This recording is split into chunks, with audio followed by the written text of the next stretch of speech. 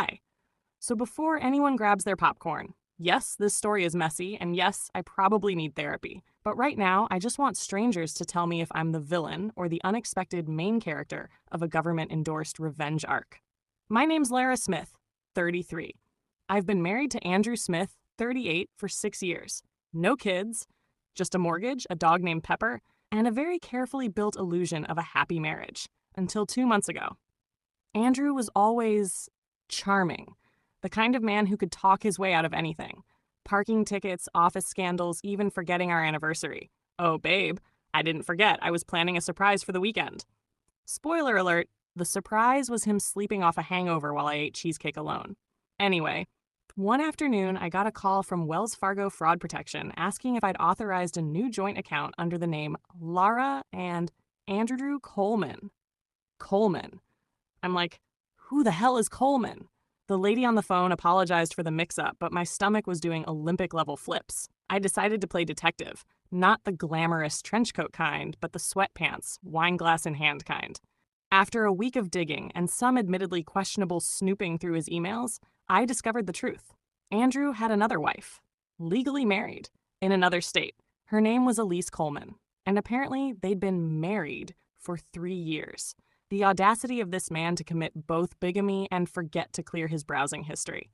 I found wedding photos on Facebook. Backyard wedding, ugly maroon suit, cheap roses, him looking like a dollar store James Bond. Elise looked genuinely happy. Poor woman. I confronted him the night he came home from work. Andrew, I said, holding up the printed marriage certificate like I was about to deliver a TED Talk in rage management. Care to explain why you're married to 2 women? He blinked. Lara, it's not what it looks like. Oh, I'm sorry, I snapped. So this isn't you? The one holding her hand? The same hand you wear our ring on? He actually said, and I swear this is real, it's complicated. After the argument, he tried gaslighting me into thinking it was a mistake in the paperwork and that the marriage with Elise wasn't real. Then he tried bribing me with a trip to Hawaii. Then he ghosted me for 3 days. Then, like a phoenix rising from the ashes of stupidity, he came home acting normal. That's when I decided, if he wanted to play games, I'd bring the government into it. While checking his financials, we shared some online accounts, I found several offshore transfers under his business. I'm no accountant, but when a man who sells used cars is sending $40,000 to the Cayman Islands, that's not normal. So I contacted the IRS fraud hotline, and, honey, I gave them everything. Screenshots, account numbers, even the fake invoices he made for vehicle exports. It's been six weeks since then. The IRS froze his accounts. His business was temporarily suspended pending investigation. The FBI even showed up once, asking me a few polite but intense questions. Elise, yes, the other wife, reached out to me after she got wind of it. Turns out she didn't know about me either.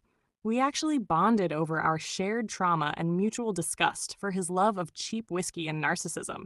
We even joked, at least we both have good taste, in red flags.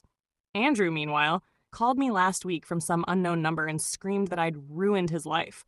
I said, no, babe, you did that when you decided to get married twice and launder money in the process. He hung up on me. Here's where the moral question kicks in. My friends are split. Half say I was justified, that I did the right thing because fraud and bigamy are literal crimes. The other half say I should have just divorced him quietly and not stooped to his level.